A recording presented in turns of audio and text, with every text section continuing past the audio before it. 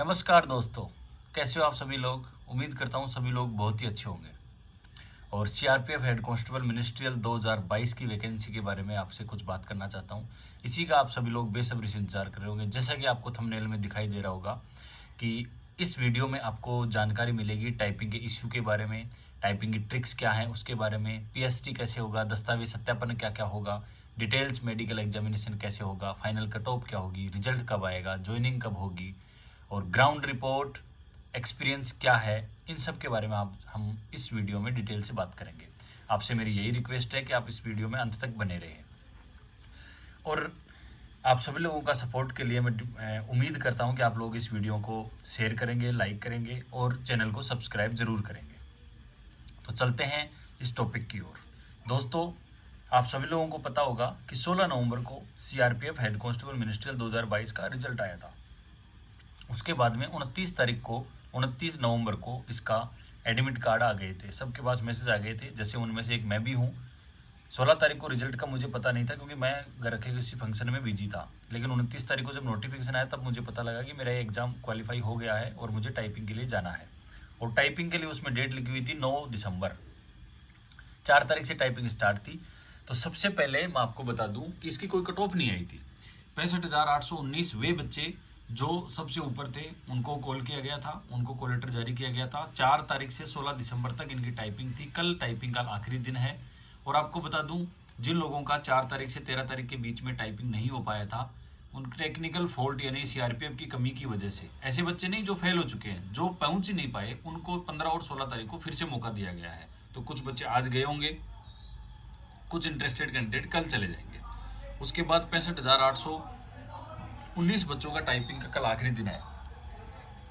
उसके बाद टाइपिंग का जो क्वालिफाई का रेशियो इतना कम है कि 10 तारीख से पहले पहले लगभग 7-8 तारीख को सीआरपीएफ ने 65,820 से लेकर के 1,41,027 बच्चों की फिर से लिस्ट निकाल दी। लगभग 70-80 हज़ार बच्चे होते हैं। ये लिस्ट फिर से निकाल दी। इनकी टाइपिंग शेड्यूल जारी किया गया 11 दिसंबर से 21 दिसंबर तक। तो 21 दिसंबर टाइपिंग का आखिरी दिन है। उसके बाद में रिजल्ट तैयार हो जाएगा और इस रिजल्ट बनाने में ज़्यादा टाइम नहीं लगेगा क्योंकि हाथों हाथ यानी तुरंत के तुरंत सारा काम हो रहा है। दोस्तों, अब आपसे मैं कुछ पर्सनल इन्फॉर्मेशन शेयर करना चाहता हूँ।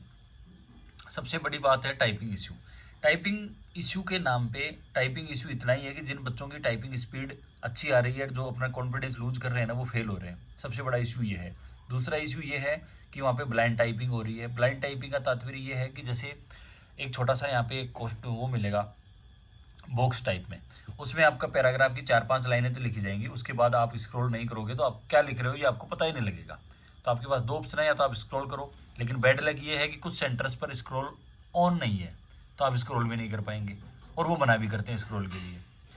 तो स्क्रॉल कहीं पे हो रहा है, कहीं पे नहीं हो रहा है।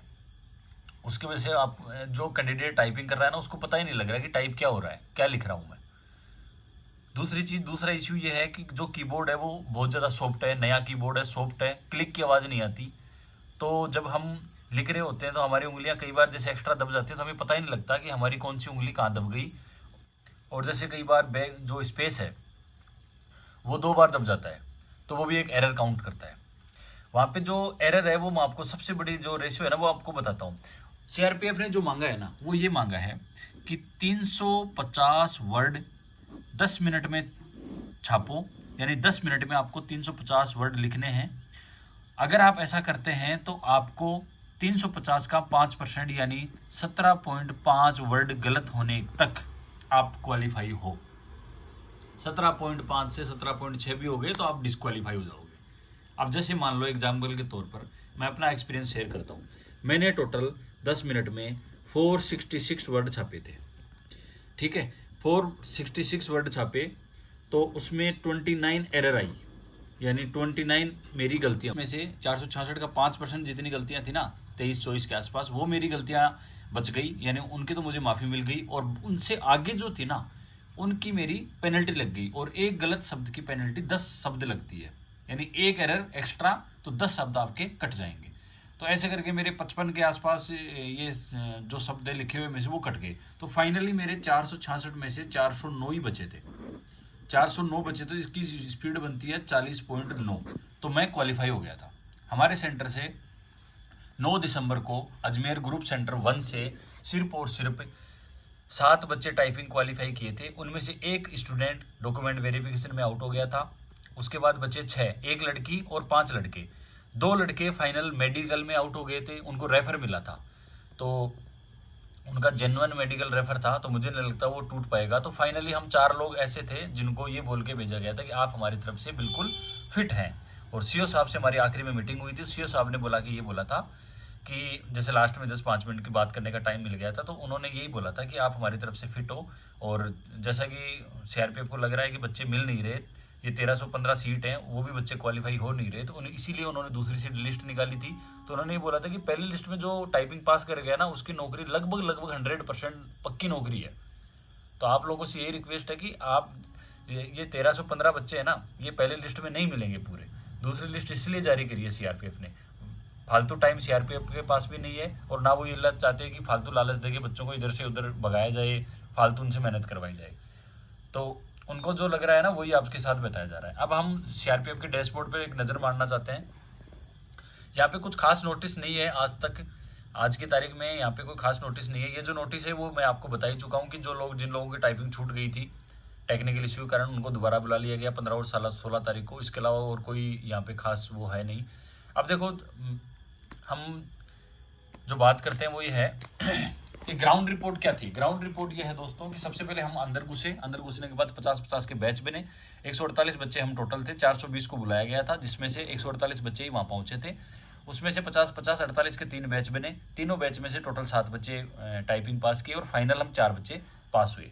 तो बिल्कुल स्मूथली स्टाफ बिहेवियर कर रहा है, एकदम अच्छा बिहेवियर कर रहा है। खाने पीने की चीज़ें भी वहाँ उपलब्ध हैं, ज़्यादा पैसे भी नहीं लग रहे वहाँ पे, और बहुत अच्छा स्टाफ है। आप टाइपिंग करिए तो वहाँ पे आप ध्यान रखना है, एक तो कैप्स लॉक का ध्यान रखना है आपको, एक टैब का ध्यान रखना है। ये जो चीज़ें हैं ना, कैप्स लॉक, टैब, ये स्पेशल की, आपको ध्यान ही नहीं देना इनकी तरफ। बैक स्पेस काम नहीं कर रहा वहाँ पे।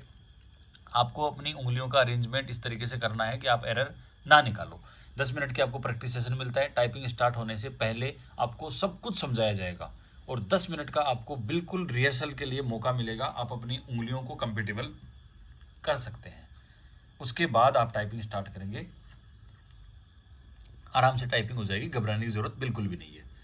दोस्तों, ये थी मेरी तरफ से मेरा जो पर्सनल एक्सपीरियंस है वो। उसके बाद उम्मीद करता हूँ कि सभी लोगों को ये समझ में आई होगी। फिर भी आपको अगर कोई क्वेश्चन है तो आप मेरे से पूछ सकते हैं। फिर हम बात करते हैं दस्तावेज सत्यापन की। सारे ओरिजिनल डॉक्यूमेंट्स 12वीं तक के चलेंगे, वो चाहिए सारे के सारे।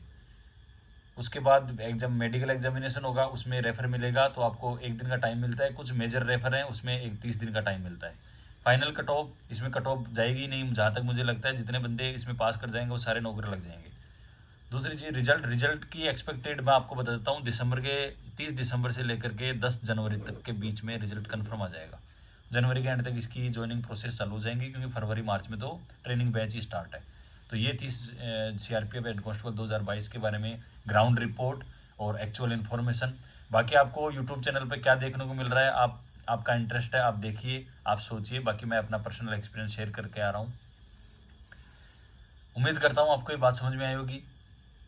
वीडियो शेयर कीजिए, लाइक कीजिए, सब्सक्राइब कीजिए। कोई भी क्वेश्चन आपके दिमाग में हो, अपना एक्सपीरियंस भी शेयर कीजिए, अपने नंबर भी शेयर कीजिए, कहाँ सेंटर पे आप अपनी रिपोर्ट भी दीजिए कि आप गए हैं तो किस सेंटर पर कितने बच्चे पास हुए हैं। उसके आधार पर एक डाटा बनाएंगे, उसके बाद हम शेयर करेंगे।